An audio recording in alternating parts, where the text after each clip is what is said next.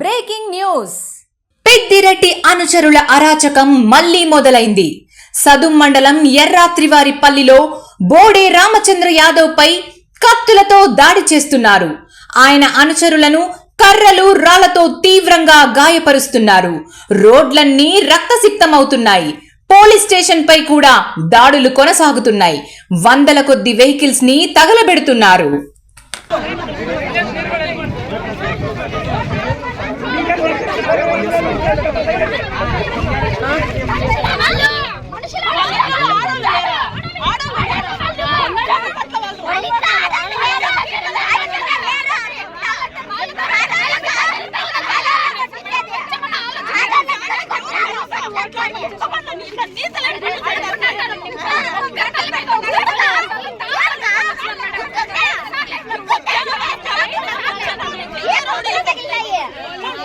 గాయం చూడు మేడం, వాళ్ళు ఏమన్నా కొట్టేవాళ్ళ?